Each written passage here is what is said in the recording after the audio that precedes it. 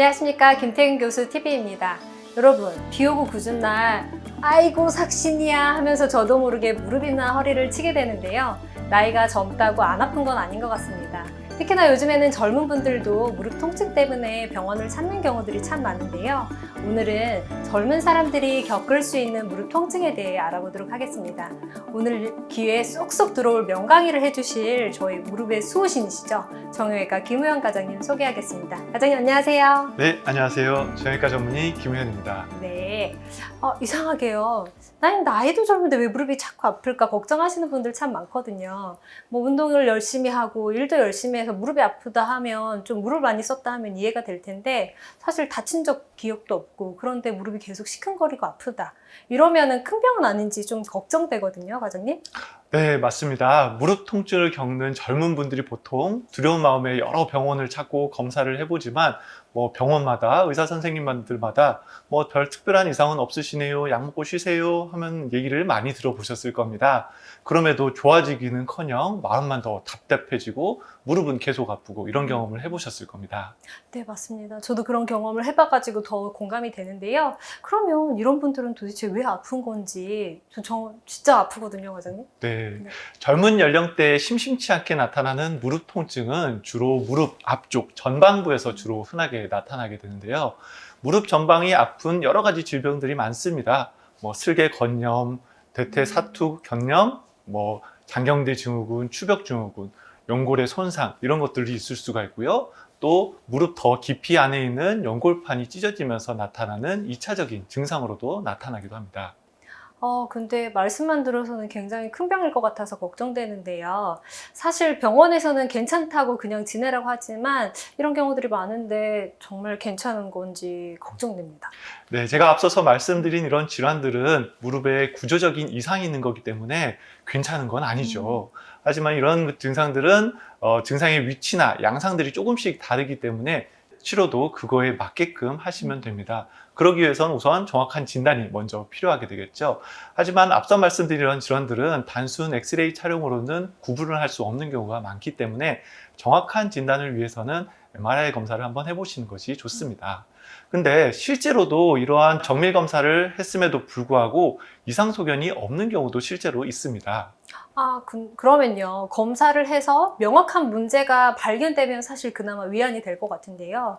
근데 나는 불편하긴 한데 검사상 이상이 없다고 하면 굉장히 우울할 것 같은데, 그러면은 도대체 저한테는 무슨 병이 있는 거죠? 네, 과거에는 이런 증상들을 연골연화증이라고도 했고요. 전방 슬관절 통증 증후군 또는 슬개대퇴 통증 증후군이라고 불렀습니다. 이 증후군이라는 것은 몇 가지 특징적인 증상이 나타나지만 그 원인을 알 수 없는 경우 그 증상을 통틀어서 증후군이라고 이름을 붙였는데요. 말 그대로 그때는 원인을 몰랐던 거죠. 하지만 최근 연구를 해보니까 이러한 통증들이 나타나는 원인을 밝혀내게 되었고, 지금은 그 질환을 슬개대퇴 통증이라고 부릅니다. 슬개대퇴 통증이요? 근데 되게 생소한 단어인데요. 조금 더 설명해 주시겠어요? 네, 슬개대퇴 통증은 생각보다 그리 드물지 않은 질환입니다. 주로 젊은 사람, 특히 젊은 여자분들에게 흔하게 나타나고요. 증상은 주로 쪼그려 앉기, 스쿼트 자세에서 무릎 앞쪽에 통증이 나타나게 됩니다. 계단을 내려갈 때라든가 등산을 할 때에도 통증이 느껴지고요. 이런 식으로 많이 움직일 때에도 통증이 발생하기도 하지만, 반대로 오래 서 있거나 한 자세로 오래 앉아 있을 때에도 아픕니다. 이게 극심한 통증이라기보다는 마치 신발 안에 작은 돌멩이가 굴러다니듯이 매우 신경 쓰이고 괴롭게 하는 질환입니다. 참 거슬리게 불편한 것이죠. 좀 괜찮은 듯 하다가도 또 다시 반복적으로 증상이 나타나기도 합니다. 그러면 이런 병은 왜 생기는 건지 좀 궁금한데요, 과장님. 네, 쉽게 설명드리자면은 무릎 앞에 있는 슬개골 주변을 둘러싸고 있는 환경의 균형이 깨지게 되면서 나타납니다. 통증은 슬개골과 대퇴골이 맞닿는 관절에서 주로 발생하게 되는데요. 슬개골은 우리 해부학적으로 아래쪽으로는 슬개건이라고 하는 힘줄이 붙어 있고, 위쪽으로는 허벅지 근육이 연결되어 있어서 양옆으로 잡아당기게 되면서 슬개골은 대퇴골을 지그시 누르는 압력이 발생하게 됩니다. 해부학적으로 아래가 오목하게 파여 있고 슬개골이 그 모양에 딱 들어맞게끔 되어 있어서 압력이 골고루 분산되게 되는데요. 이러한 슬개골을 잡아주는 근육의 균형이 깨지게 되면 슬개골이 한쪽으로 치우치게 되고 그 부분에 압력이 집중되게 되면서 통증이 발생하게 됩니다. 또 반복적인 동작에서도 통증이 나타나지만 쪼그리거나 오랫동안 한 자세로 있는 경우, 예를 들어 극장에서 오래 앉아 있으면 증상이 발생한다고 해서 시네마 사인이라고도 부릅니다. 주로 오래 앉아 있는 학생이나 사무직 여성분들한테 흔하게 발생합니다. 아, 그러면은 슬개골을 반듯하게 잡아주지 못하고 한쪽으로 치우쳐서 나타나는 병이라고 생각하면 되겠네요. 그럼 이런 경우에 치료는 어떻게 하는 게 좋을까요? 우선 당장 불편한 통증은 소염 진통제 등으로 통증을 줄여줄 수가 있고요. 물리치료를 받는 것도 도움이 됩니다.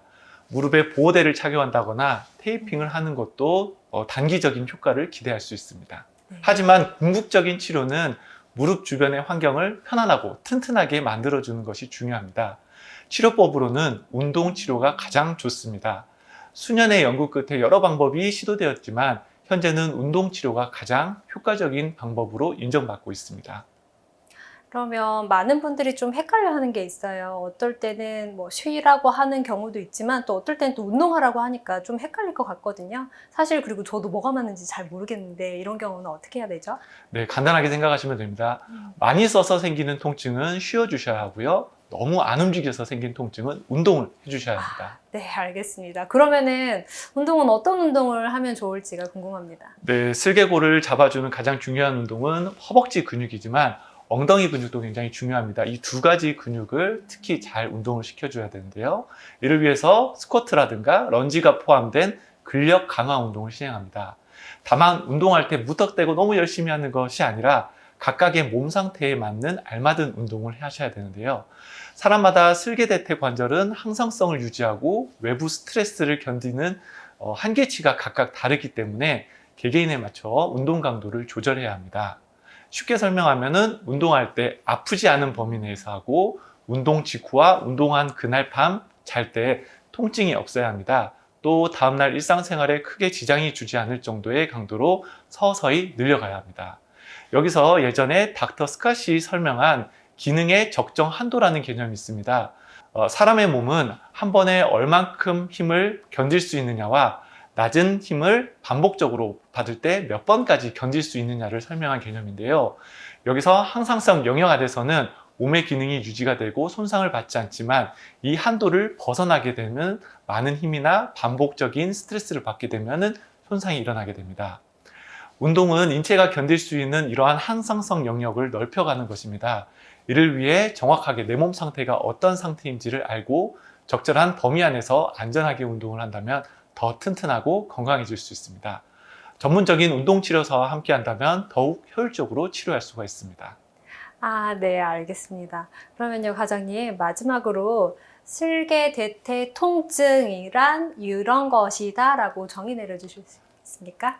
네, 슬개대퇴 통증은 생각보다 흔한 질환입니다. 슬개골 주변의 환경의 균형이 깨져서 나타나는 증상입니다. 이것들은 참 거슬리지만 잘 치료되지도 않고 재발을 흔하게 합니다.